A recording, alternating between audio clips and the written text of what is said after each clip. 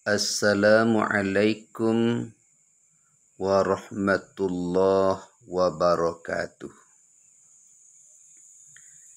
Alhamdulillahilladzi ja'ala al-laila libasa wa ja'ala an-nahara ma'asha. Ashhadu an la ilaha illallah wahdahu la syarikalah wa ashhadu anna Muhammadan abduhu wa rasuluh. Allahumma salli ala Muhammad sallallahu alaihi wasallam. Perhatikanlah 1 menit dari umur kita. Tamim Ad-Dari, beliau ketiduran pada suatu malam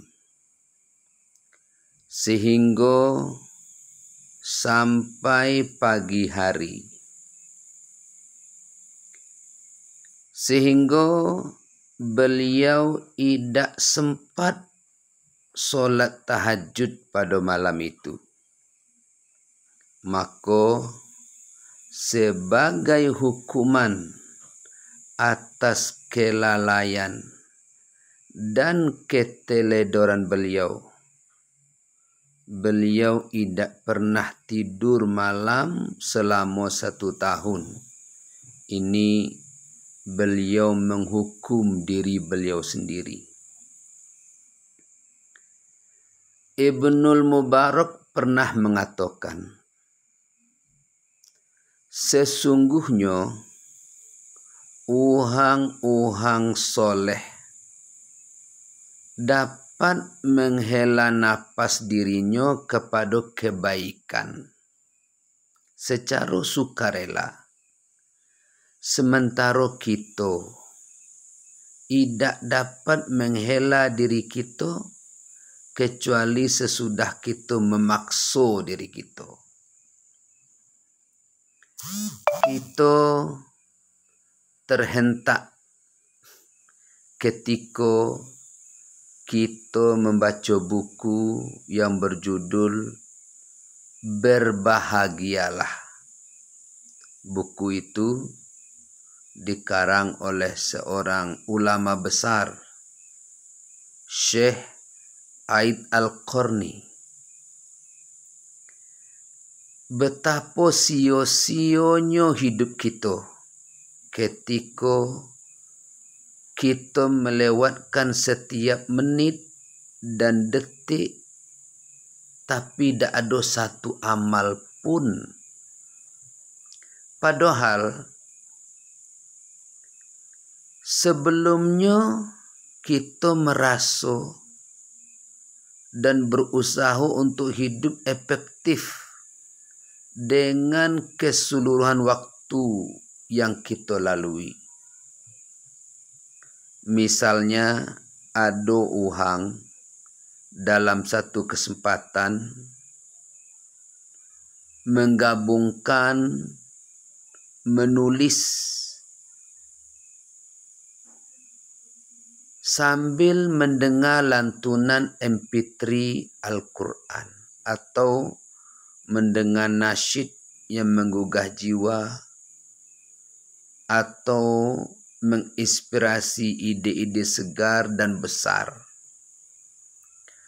Pernah juga ada uhang dalam sebuah acara seminar melakukan 4 fungsi sekaligus. Sebagai panitia ialahnya berjualan untuk nalak nafkah waktu itu juga, merekam acara untuk dokumentasi perpustakaan pribadi di rumah waktu itu juga, dan dalam waktu yang sama menulis reportase dan rilis untuk dikirimkannya ke media. Ternyata itu pun menurut Aid Al-Qarni masih belum cukup, sebab masih begitu banyak kebaikan berserakan yang perlu kita kumpulkan. Dalam 1 menit, menurut tersimpan aneka kebaikan yang dahsyat. Misalnya, setelah kita hitung-hitung di antaranya, pertama, dalam 1 menit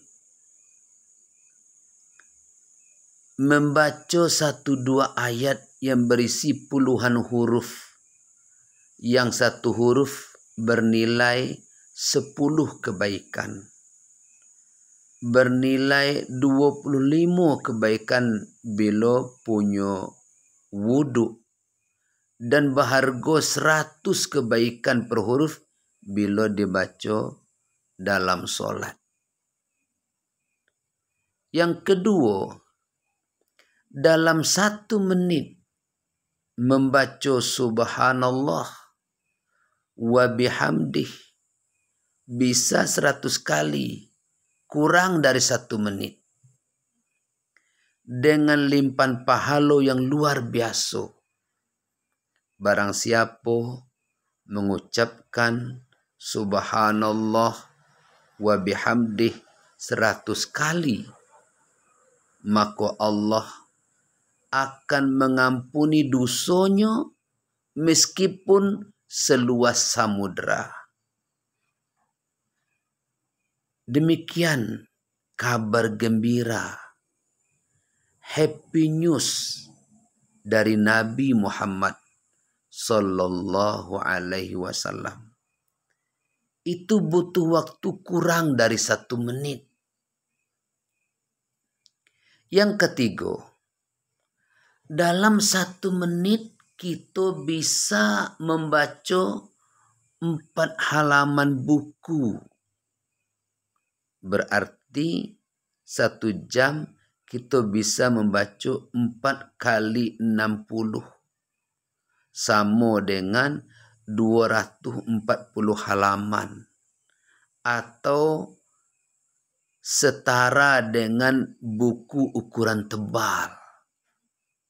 Bila kita komitmen 1 jam baik sehari, berarti 1 minggu kita sudah baca 7 buku ukuran sedang.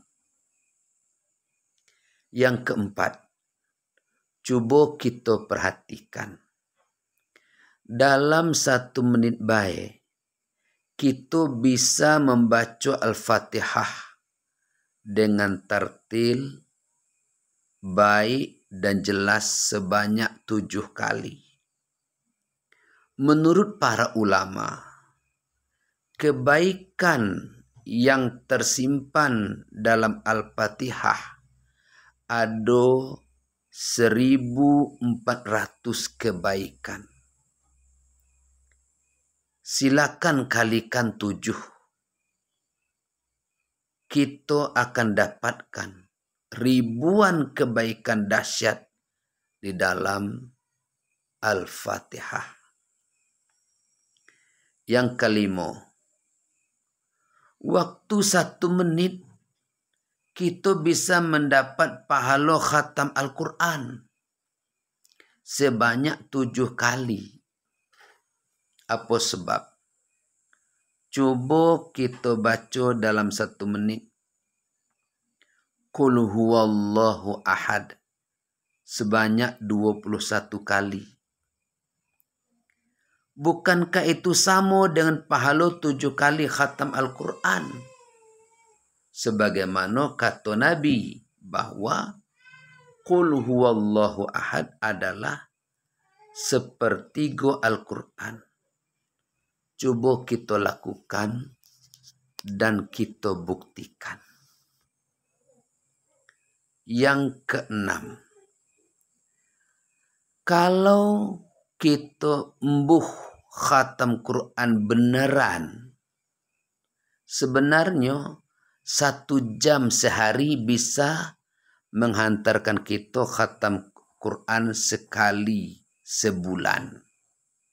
Caranya bisa menggunakan waktu 1 jam atau bahkan kurang. Setelah maghrib hingga isya. Insya Allah kita akan bisa khatam 1 juz sehari.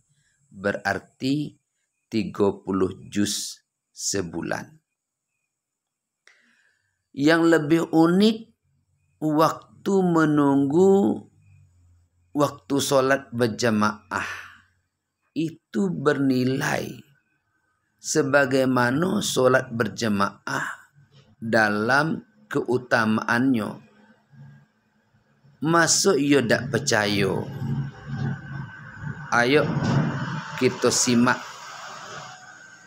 great news dari Nabi Muhammad sallallahu alaihi wasallam. Dari Anas radhiyallahu anhu, sesungguhnya Rasulullah sallallahu alaihi wasallam pada suatu malam mengakhirkan solat isya sampai pertengahan malam. Kemudian seusai solat beliau menghadap kami, kata Anas radhiyallahu anhu, dengan wajahnya seraya Nabi bersabda. Kata Nabi, uhang-uhang telah solat dan tidur, sedang kamu sekalian senantiasa tetap dalam solat sejak kalian menunggunya. Hadis riwayat Bukhari. Begitulah uhang yang menunggu dilaksanakannya solat berjamaah.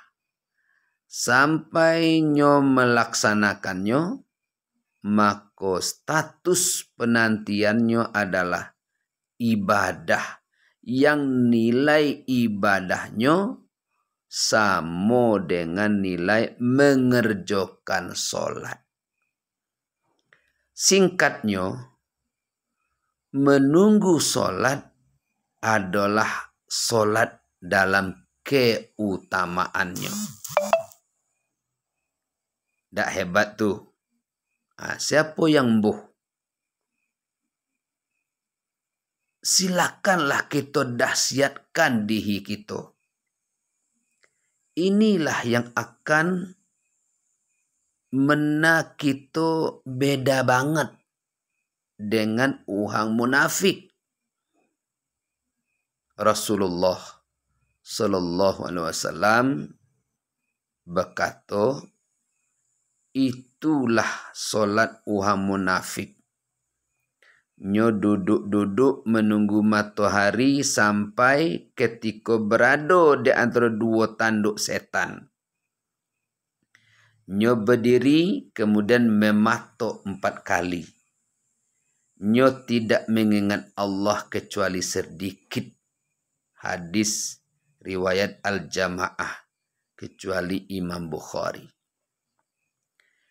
Cara kedua untuk khatam Al-Quran dalam sebulan adalah dengan selalu membaca 2 lembar sebelum atau sesudah solat wajib. Ini bisa juga kita coba. Kuncinya adalah konsistensi.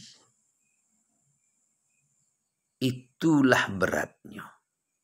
Yakinlah bahwa ini bisa kita coba.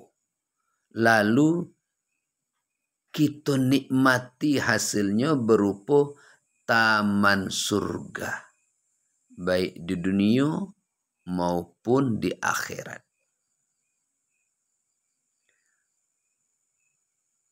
Saudara-saudaraku, masih begitu banyak kebaikan dalam 1 menit yang kita lewati.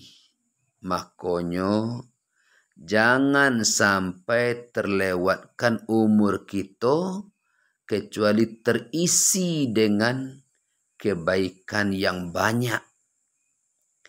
Kita tidak tahu mana di antara kebaikan itu yang berpahala di sisi Allah Subhanahu wa Ta'ala. Barangkali justru yang kecil-kecil itulah karena kita ikhlas banget, tidak mengharapkan pujian siapa baik, yang justru mengantarkan kita ke surga Allah yang telah dijanjikan. La tahkiranna minal ma'rufi syai'an. Janganlah engkau remehkan sekecil apa baik dari kebaikan. Selamat berprestasi dan raihlah lompatan-lompatan. Sebab tidak kita dapatkan celah yang paling gedang pada diri seseorang selain kemampuannya untuk sempurna. Akan tetapi, nyo dak dombuh berjuang untuk meraihnya. Itu yang dikatakan oleh Abu Thayyib Al-Mutanabbi. Assalamualaikum warahmatullahi wabarakatuh.